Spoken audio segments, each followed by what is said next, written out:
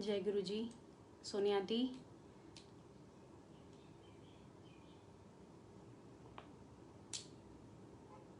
जय गुरु जी। संगत जी, गुरु जी को प्रणाम, सारी संगत को प्रणाम। आज फिर मौका मिला है गुरु जी की महिमा करने का, उनकी महिमा को का बखान करने का। और उनकी महिमा तो करनी बड़ी मुश्किल है और जितनी की जाए उतनी कम है। तो शुक्राना है मालिक का एक बार फिर कि उन्होंने मौका दिया। गुरु जी की महिमा हम क्या करेंगे। खैर, इतनी इतनी ब्लेसिंग्स हैं उनकी, इतनी ब्लेसिंग्स होती हैं हर पल कि कितनी चीज़ें हैं, कितनी ब्लेसिंग्स हैं जो हमें पता चल जाती हैं कि गुरु जी ने हम पर मेहर की है, हमारी प्रॉब्लम सॉल्व की है या हमारी बीमारी ठीक की है। और कितनी ऐसी ब्लेसिंग्स हैं गुरु जी की जो हमें पता भी नहीं चलती और वो क्योर कर देते हैं, वो ठीक कर देते हैं। ऐसा बहुत बारी पर्सनली मैंने ऐसा फील किया है कि कितनी मेहर है उनकी जो वो पता भी नहीं चलने देते और आपकी क्योर कर देते हैं। तो मुझे तो ऐसा पर्सनल यही फील होता है कि वो बिल्कुल चेंज कर देते हैं। और मुझे अपने अंदर ही ऐसा फील होता है कि जो मैं पहले थी वो अब बिल्कुल उससे डिफरेंट पर्सन हूँ। और ऐसे ही उनकी मेहर मैं बताती हूँ कि हम तो उनको भूल जाते हैं बट वो हमें कभी नहीं भूलते और वो हमारा साथ नहीं छोड़ते। उन्होंने एक बारी हमारा हाथ पकड़ लिया तो उनकी पकड़ तो बहुत पक्की है। हमारी पकड़ कच्ची है, हम छोड़ देते हैं, हमसे छूट जाते हैं बट वो कभी नहीं छोड़ते हैं। तो ऐसे ही एक मैं बताती हूँ 2000 में मैं मिली थी गुरुजी से। बताया था सबको कि गुरुजी ने बेटा ब्लेस किया था। तो 2001 में पता नहीं क्या गुरुजी ने दूर कर दिया शायद अपने से, तो मेरे हस्बैंड का ट्रांसफ़र रिहंद हो गया था, यूपी, एमपी और बिहार बॉर्डर के पास। बड़ा ही रिमोट एरिया, नेक्स्ट लाइट्स की वहाँ बहुत प्रॉब्लम होती थी। और एनटीपीसी में मेरे हस्बैंड थे तो वहाँ ट्रांसफ़र हो गया था। और बड़ा मुश्किल था अलग रहना छोटे बच्चे को लेके। फ़र्स्ट टाइम घर से मैं अलग गई थी इतने छोटे बेबी को लेके और समझ नहीं आता था तो शुरू में कि कैसे संभालें। पर खैर जय गुरु जी है। तो मैं आपको ये बता रही थी कि गुरु जी का स्वरूप तो मैं वहाँ लेके गई थी बट शोकेस में सजाया हुआ था और बाकी ज़्यादा कुछ नहीं, क्योंकि तब तो साक्षात थे गुरु जी से मिले थे तो ये तो पता ही नहीं था कि गुरु जी की स्वरूप को भी हमको याद करना है या पूजना है या एटलीस्ट जय गुरु जी उस पर हाथ जोड़ने हैं, कुछ भी नहीं। बस मैंने अपने शोकेस में लगाया हुआ था। तो वहाँ इतना रिमोट एरिया था कि कुछ भी हमें अगर क्योंकि वहाँ शॉपिंग कॉम्प्लेक्सेस वगैरह नहीं थे, बहुत छोटी छोटी सी शॉप्स थी। तो वहाँ से गुड इनफ 50 किलोमीटर्स दूर शक्ति नगर था। हम हर सैटरडे हस्बैंड का ऑफ होता था तो हम मोस्टली शक्ति नगर जाते थे। वहाँ पे शॉप्स थी कुछ और वहाँ से कुछ भी जो भी सामान लेना होता था हम वहाँ से लेकर के आते थे। तो ऐसे एक दिन सैटरडे को हमारा यही प्लान बना, हम लोग शक्ति नगर जाएंगे। तो मॉर्निंग में जब बैठे गाड़ी में तो देखा पेट्रोल नहीं है और अंकल कहते कोई बात नहीं, शक्ति नगर जा कर के और वहाँ हम लोग इसको फिल करवा लेंगे। तो हम लोग इट वॉज गुड 50 किलोमीटर्स होता है खाली गाड़ी में। हम लोग गए वहाँ पे, खैर वहाँ पहुँचे, वहाँ जा कर के शॉपिंग वगैरह किया, इधर उधर सामान बिज़ी हो गए। फिर उसके बाद इवनिंग में वहाँ एक छोटा सा रेस्टोरेंट था, वहाँ खाना वाना खाया और 6-6:30 बजे हम लोग वहाँ से निकले। और पेट्रोल पंप देखा तो सारे उस दिन पेट्रोल पंप बंद। क्या रीज़न था पता नहीं बट उस दिन हमें वहाँ पे बहुत रिमोट था तो हार्डली 2-3 भी नहीं होंगे, 1 या 2 पेट्रोल पंप थे वहाँ पे, वो सब बंद थे।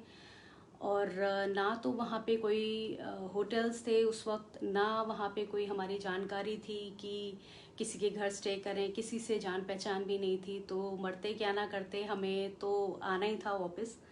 और बस भगवान नाम लेकर के हम लोग चलते हैं, वापस करके चले। वहाँ जनरली लोग सोचते भी नहीं थे 6-6:30 बजे के बाद अकेली गाड़ी ड्राइव करना, क्योंकि रास्ता काफ़ी लंबा है और पूरा जंगल वाला रास्ता है और बड़ी नेक्स्ट स्लाइड्स की जैसे मैंने आपको प्रॉब्लम बताई है, तो वहाँ पे वो प्रॉब्लम थी।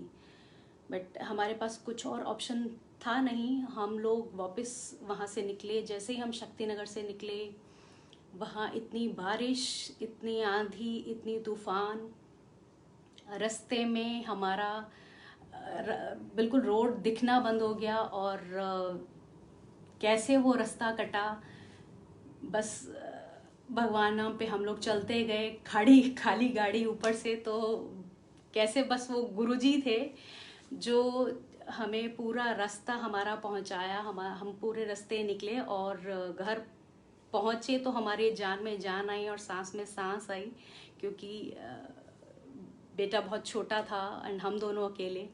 तो ये कौन था जो उस वक्त हमारी खाली गाड़ी को लेकर के पूरा रास्ता कट गया?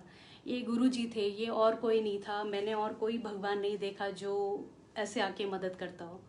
तो ये तो गुरुजी थे जो हमारा कभी साथ छोड़ते ही नहीं है।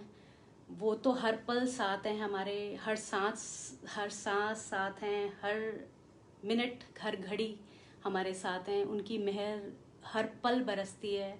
वो सिर्फ हमें महसूस करने वाली बात है कि कैसे हम उनकी कितनी ब्लेसिंग्स है उनकी, वो महसूस करना हमारे ऊपर है। उनकी मेहर तो लगातार बरस रही है, इसमें तो कोई शक की बात ही नहीं है। तो गुरु जी की बस मेहर इतनी है। एक और मैं बताती हूँ, बेटी मेरी 2005 में, उसका भी सत्संग ही है। मेरे मदर लॉ को थोड़े से पावर्स हैं, मीन वो पुराने जैसे गांव के लोगों को होती हैं। तो वो हनुमान जी की बड़ी भक्त हैं। और अब तो खैर शी इज़ 95 अबव, उतना पूजा पाठ नहीं करते हैं। बट उस टाइम पे वो देखते ही बता देते थे कि भाई आपके बेबी जो होने वाला है, बॉय है, गर्ल है या जो भी है। और काफ़ी उनको अपने फादर से मंत्र सिद्धि काफ़ी थी। वो हनुमान जी की काफ़ी उनको मंत्र वगैरह आते थे। और गांव में काफ़ी चीज़ें ऐसी थी, वो तुरंत अपना जैसे कोई जैसे गाय भैंस होते हैं उसको ठीक कर देना। उनको कोई बीमारी होती है, गलघोटू, मेरे को मैंने सुना नहीं, उन्हीं से सुना। तो वो बस राख में मंत्र पढ़ के और उनको लगा देती थी और तुरंत ठीक हो जाते। तो ऐसी गांव के छोटे छोटे जैसे आसपास जो लेडीज़ वगैरह होती हैं, कुछ प्रॉब्लम होती थी तो वो मदर इन लॉ वो कुछ मंत्र पढ़ते थे और ठीक हो जाती थी। तो बेसिकली ये है कि मदर इन लॉ को काफ़ी सारी ये थी कि भाई बेटा होगा या बेटी होगी। तो मेरे को एक दिन कहते हैं कि मैंने इस ड्रीम में ये देखा है और तेरे तो अब बेटा होगा दूसरा भी। और मैं गुरुजी के पास आती थी। तो टेलीपैथी क्या होती है उस वक्त मुझे नहीं मालूम था। It was my 20s। और गुरुजी से टेलीपैथी करना या क्या पूजना या इतना कुछ भी नहीं, ना पता था ना आइडिया था। तो मैं बस जब भी गुरुजी के पास जाती थी और मैं आंख बंद करके यही बोलती थी कि गुरुजी प्लीज़ आपने एक बेटा दे दिया है, अब मुझे एक बेटी चाहिए, मुझे बेटा नहीं चाहिए। मेरे दिमाग में सिर्फ एक ही चीज़ चलती रहती थी कि उन्होंने ऐसा बोल दिया और उनकी तो कही हुई ज़्यादातर बातें सही होती हैं। तो खैर मैं आंखें बंद करके बस गुरुजी के साथ यही प्रे करती थी कि गुरुजी प्लीज़ आपने एक बेटा दिया है, एक बेटी। तो 2005 में गुरुजी ने मुझे बेटी ब्लेस की। मैं बहुत शॉक थी। जब तक मैं होश में नहीं आई थी मेरे को यही लग रहा था कि पता नहीं नर्स मेरे से मजाक तो नहीं कर रही है। बाद में जब मैं अपने उसमें आई तो मेरे को लगा कि इसको क्या पता मेरे अंदर क्या चल रहा है। तो खैर गुरुजी ने मुझे बेटी ब्लेस की, उसका शुक्राना। तो ऐसे ही गुरुजी ने मुझे एक बारी ड्रीम में कहा था, मेरी बेटी का 8th बर्थडे था। तो उनका मैसेज आया था कि 8th बर्थडे पे बेटी के सत्संग करना है। तो सत्संग करने के लिए मैंने बोला और बच्चे बड़े एडेमेंट होते हैं कि भाई नहीं बर्थडे वाले दिन आप सत्संग नहीं करो, मेरे को मेरा बर्थडे मनाना है, मेरे को मेरे फ्रेंड्स को बुलाना है एंड ऑल, जैसे बच्चे करते ही हैं।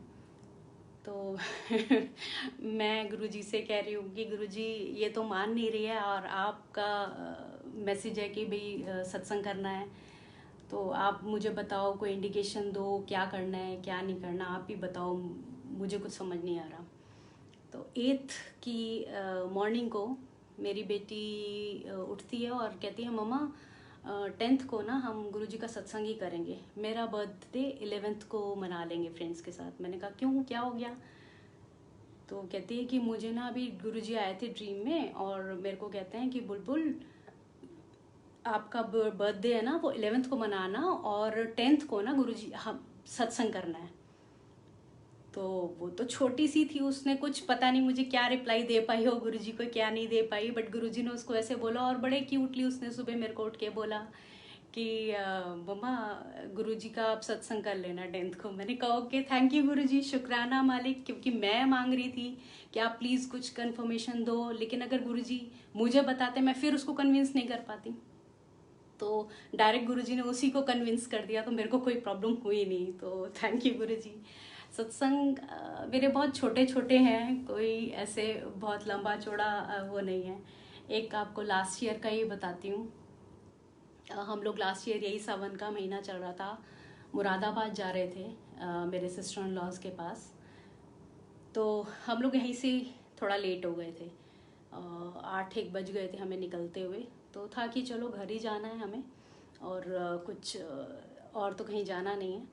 तो हम लोग वहाँ यहाँ से निकले और मुरादाबाद जस्ट एंटर किए थे। तो मुरादाबाद में सावन के टाइम पे जैसा सबको पता ही है कि बहुत कावड़ियों का वहाँ पे जोर रहता है, और इतने कावड़े चलते हैं कि वहाँ पे रोड्स वगैरह सब डाइवर्ट कर देते हैं। तो रात को 10 साढ़े 10 बज गए थे, मुरादाबाद में हम एंटर हो गए थे। तो एक हाईवे पे एक बड़ी चौड़ी रोड को सामने में अंधेरे में काले रंग के जो बिटमिन के जो ड्रम्स होते हैं, जो तारकोल वाले ड्रम्स होते हैं, उससे एक साइड की रोड बंद कर रखी थी। जो कि हाईवेज पे, क्योंकि स्ट्रीट लाइट वगैरह कुछ होते नहीं हैं, तो वो दिखते इतने इजीली नहीं, ना तो उसके ऊपर कोई मार्क था, ना कोई लाइट थी, कुछ भी नहीं था, और बिल्कुल अंधेरे में वो काले ड्रम्स दिखे नहीं। तो जब अंकल मेरे काफ़ी स्पीड पे थे गाड़ी में, और जैसे ही उन्होंने देखा, उन्होंने बड़ी तेज़ ब्रेक मारी, तो हमारी गाड़ी आराम से 15-20 फीट दूर उससे रुक गई। और इतने तो हम देख ही रहे थे क्या इन्होंने बंद किया हुआ, इतने तो कुछ समझ नहीं आया था। इतने में पीछे से एक बहुत तेज़ गाड़ी आई और बहुत शोर के साथ वो उल्टी होके और बीच में डिवाइडर पे उल्टी हो गई। हमें कुछ समझ में नहीं आया, क्योंकि हमें ऐसा लगा जस्ट हमारी गाड़ी को पीछे से किसी ने जस्ट हल्का सा पुश किया है, और साउंड इतनी तेज़ थी कि वो लग नहीं रहा था कि गाड़ी में हल्का सा कुछ पुश हुआ है, हमें अंदर कुछ नहीं हुआ। और वो गाड़ी उल्टी हो गई, तो बस उसी की तरफ हमारा सबका ध्यान उस पर चला गया कि ये भगवान गुरुजी सारे सेफ हों।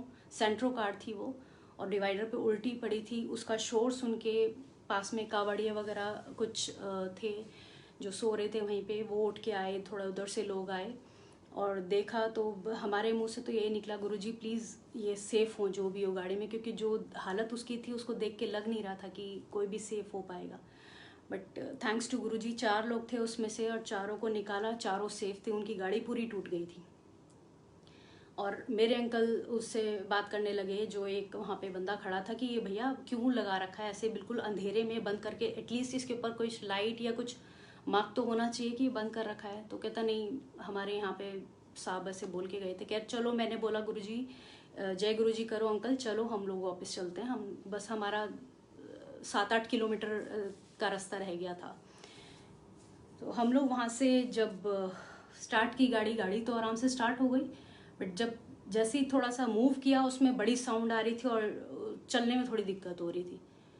तो उतर के देखा तो डिग्गी ठीक है, बोनट ठीक है, फिर क्या प्रॉब्लम हो गई है कुछ समझ में ही नहीं आया, अंधेरा बिल्कुल हो रहा था। तो थोड़ा सा आगे तक लेके गए, तब भी वो काफ़ी साउंड हो रहा था, उसमें गाड़ी में काफ़ी साउंड आ रही थी। तो अंकल ने फिर एक जगह लगाया, उतर के देखा तो गाड़ी का जो रियर पीछे वाला राइट हैंड साइड का जो टायर था वो बिल्कुल टेढ़ा हो चुका था। वो ऐसे मतलब बिल्कुल साइड में हो, साइडवेज हो गया था। तो हमें समझ ही नहीं आया कि गाड़ी में अगर कोई पीछे से मारेगा, कोई भी अगर लॉजिकली अगर सोचे तो पीछे से अगर कोई मारेगा तो या तो बम्पर टूटेगा या बूट टूटेगी, डिग्गी टूटेगी, या साइड में खराब होगा, कुछ साइड से लगेगा। बट वो कहीं भी नहीं लगा है, और टायर में, इतना नीचे जो टायर होता है, टायर में कैसे आकर के गाड़ी लगी। तो ये सब चीज़ें बिल्कुल सर के ऊपर से जाती हैं। उसका भी शुक्राना है गुरु जी का कि अगर वो तेज़ पीछे से लगती, बेटी मेरी पीछे बैठी थी, शायद बहुत बहुत ज़ोर की लग जाती या हमें चोट लगती। बट गुरु जी ने सारा जो उस गाड़ी का इतना तेज़ इम्पैक्ट था वो सारा टायर पे दे दिया, और टायर टेढ़ा हो गया हमारा। और थैंक्स टू गुरु जी कि हम लोग बिल्कुल सेफ एंड साउंड थे, हमें पता भी नहीं चला।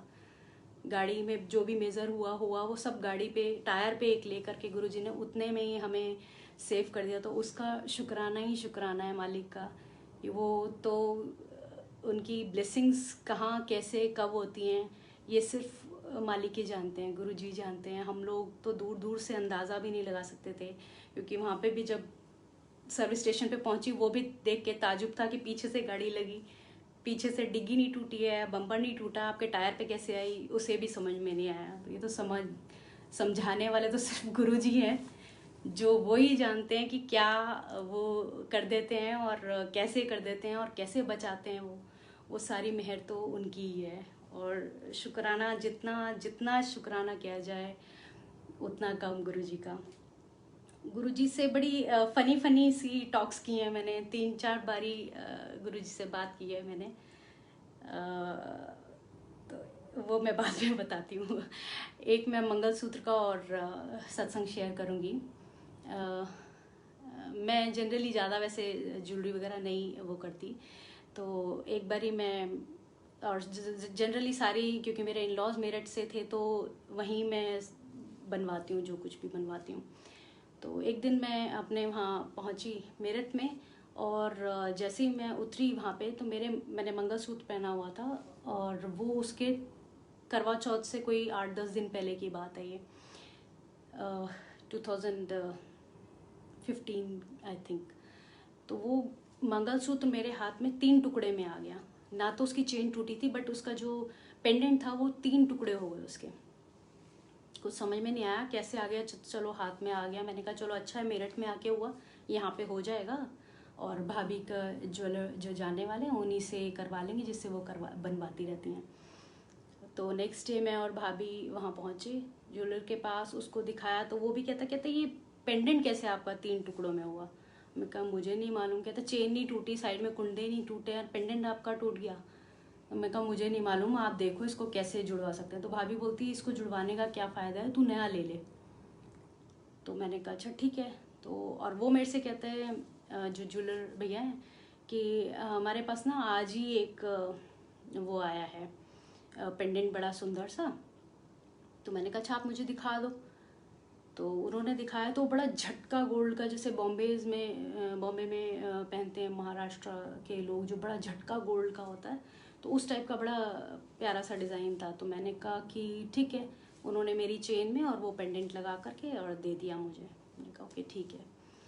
ये सारी चीज़ें हो गई। मैं वापस आई 3-4 दिन बाद।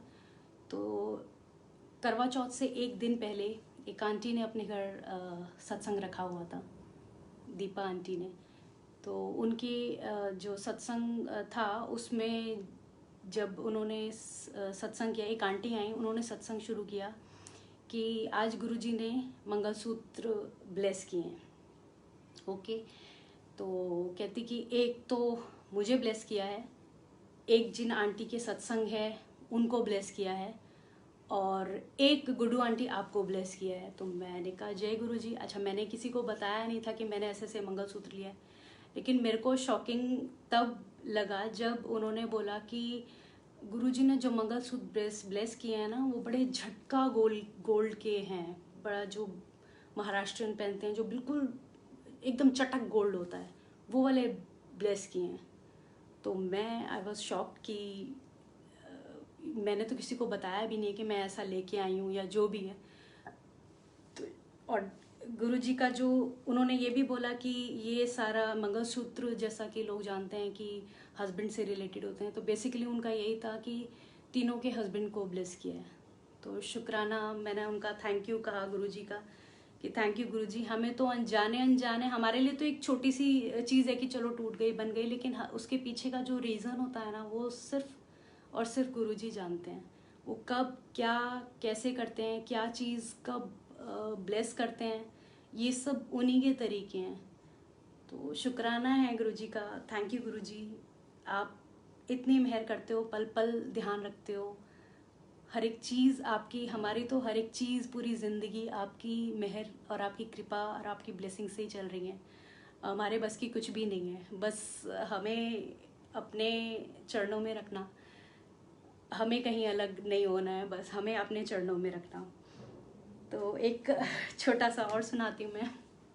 2018 मैं गुरु पूर्णिमा 2018 में 2 पढ़ी थी, काफ़ी लोगों को पता होगा। तो एक दिन तो सारे घर वाले जितने फैमिली के थे, मम्मी पापा, मेरे हस्बैंड, बच्चे वगैरह सब, सिस्टर्स वगैरह सब हो आए थे, और उस दिन किसी रीज़न से मैं नहीं जा पाई थी। तो मेरे को बड़ा गिल्ट था कि भाई मेरे को गुरु पूर्णिमा पे मैं नहीं गई। नेक्स्ट डे ये लोग कहीं और गए हुए थे और मैं घर में अकेली थी। तो मैंने कहा गुरुजी, और मेरी गाड़ी गई हुई थी सर्विस पे, तो मैं घर से निकली गुरुजी को ये बोल के कि गुरुजी मैं आ तो रही हूँ और वापस छोड़ने की जिम्मेवारी आपकी। मैं ऐसे बड़ा किडिश चाइल्डिशली गुरुजी से बोल के, मजाक से ऐसे करके मैंने कहा ठीक है। मैंने कैब बुलाई और मैं बड़े मंदिर पहुंच गई। तो बड़े मंदिर में कैब यहाँ से होकर के बुक चली तो जाती है, बट वहाँ नहीं आती है, वहाँ थोड़ी प्रॉब्लम थी, और वैसे भी रात हो जाती है तो थोड़ा सा प्रॉब्लम होती है। तो मैं यहाँ से पहुँची बड़े मंदिर, गुरुजी ने ऐसे बुलाया कि बिल्कुल सीधा अंदर चली गई, ज़्यादा कुछ भीड़ नहीं थी, बड़े अच्छे से दर्शन किए, लंगर किया। जब वापसी का टाइम आया तो थोड़ा सा मैं वरीड थी कि वापस कैसे जाऊंगी। 11 बज गए थे रात के, और कोई कैब ना बुक हो रही थी ना आ रही थी। तो जैसा कि गुरुजी को बोल के गई थी मैं एक शटल में चढ़ गई। मैंने शटल बस जो चलती है उसमें उससे पूछा कि, मैंने कहा भैया ये कहाँ तक जाएगी, छतरपुर मेट्रो तक जाएगी क्या, और मैं वसंत कुंज में हूँ। तो वो कहता है नहीं नहीं, ये तो राधा स्वामी के गेट तक जाएगी, बस वहाँ उतर जाएगी। तो मेरे पीछे एक अंकल खड़े हुए थे, वो सुन रहे थे ये बात। तो उन्होंने मेरे से बोला कि आंटी आपको कहाँ जाना है। तो मैंने कहा अंकल मुझे छतरपुर मेट्रो तक छोड़ दो, उसके बाद मैं चली जाऊंगी। तो कहते अच्छा ठीक है, आप मेरे साथ चलो। मैंने कहा ठीक है, जय गुरु जी। तो मैं उतरी, वो पीछे अंकल उतरे और बोलते आ जाओ। तो उनकी वाइफ थी उनके साथ और उनका एक बेटा था, और मैं उनके साथ बैठी गाड़ी में, और उन्होंने छतरपुर मेट्रो पे मुझे बोला कि आंटी आप रहते कहाँ हो। मैंने कहा वसंत कुंज। तो कहते आप यहाँ पे उतर के वसंत कुंज कैसे जाओगे। मैंने कहा अंकल कोई बात नहीं, मैं यहाँ से ऑटो कर लूँगी। तो कहते उनकी वाइफ बोली कि नहीं नहीं, आप इनको वहीं तक छोड़ के आओ ना, कहाँ तक, स्पाइनल इंजरी तक बोल रही थी, स्पाइनल इंजरीज तक छोड़ के आओ।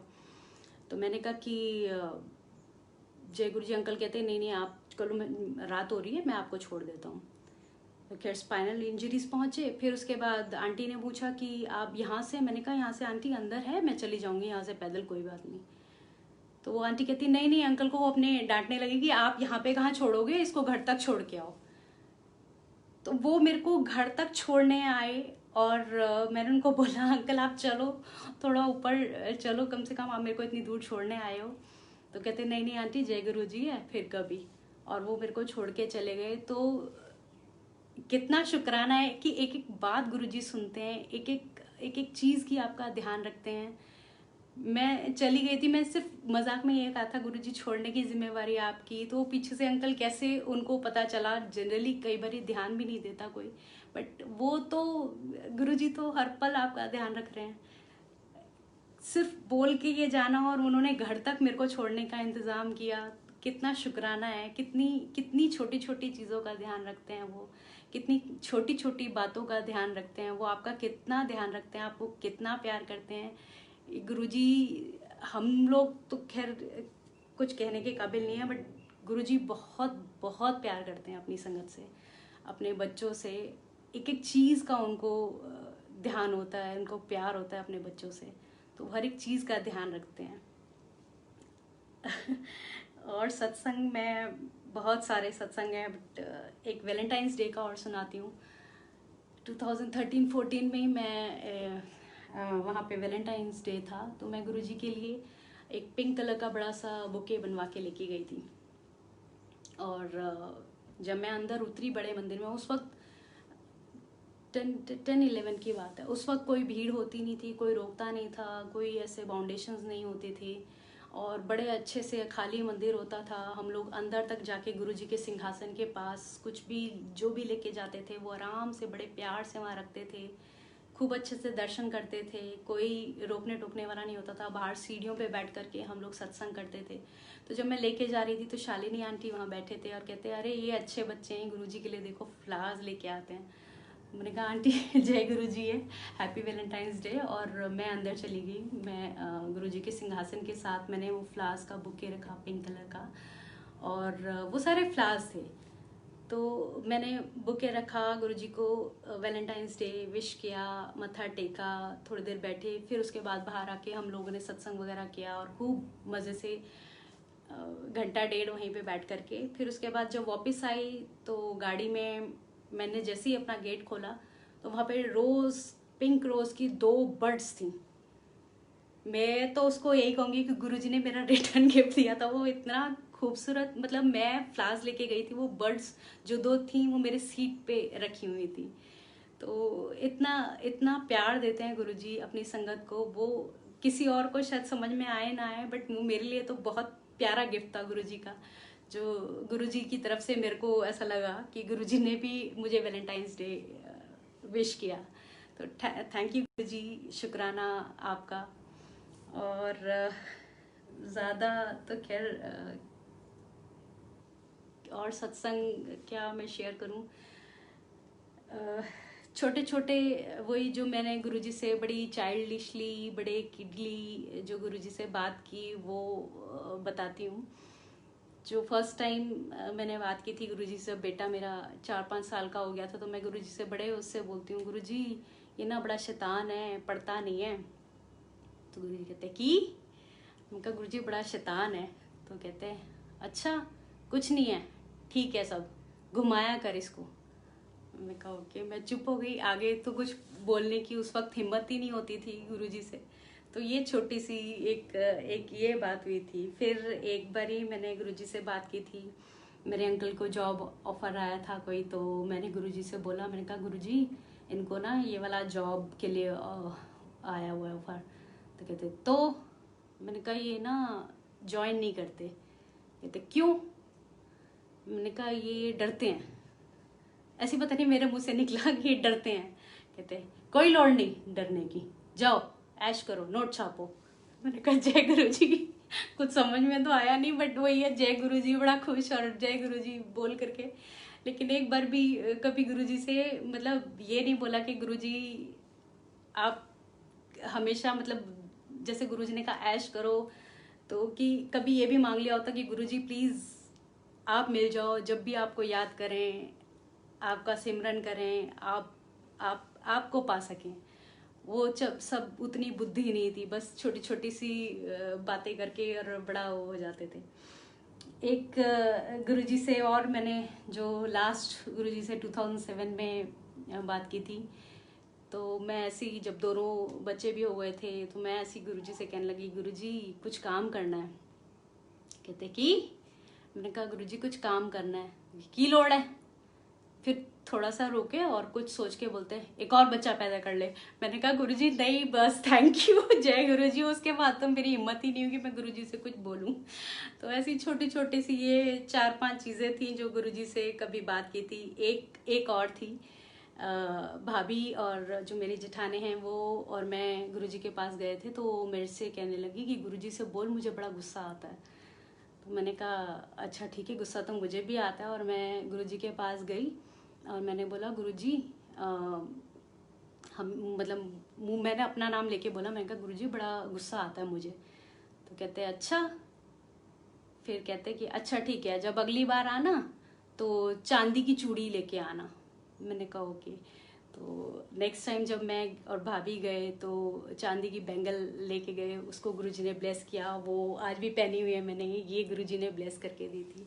तो शुक्राना है गुरुजी का, जितना शुक्राना करें उतना कम है। छोटे छोटे सत्संग बहुत सारे हैं, मेहर तो गुरुजी की हर पल है, हर दिन है। बहुत सारी चीज़ें समझ में आ जाती हैं और बहुत सारी नई समझ में आती हैं, वो भी सब गुरुजी की ब्लेसिंग्स ही हैं। अभी एक जो बिल्कुल हाल फिलहाल है कि बेटा मेरा 12th का अभी उसका रिजल्ट आया है। पढ़ता तो खैर आजकल जैसे बच्चे होते ही हैं, पढ़ते लिखते तो है नहीं वो। और मैंने कभी गुरुजी से कुछ कहा भी नहीं। मैंने कहा गुरुजी आप जानो, आपका बेटा है, आपने दिया था, मुझे नहीं मालूम। तो अब उसका रिजल्ट आया एंड ही गॉट 88% मार्क्स। तो मैं बड़ा खुश, और मैं तो मुझे पता है इसके पीछे और कोई नहीं है, इसके पीछे सिर्फ गुरुजी हैं, क्योंकि वही ऐसे बच्चे को इतने मार्क्स ला सकते हैं।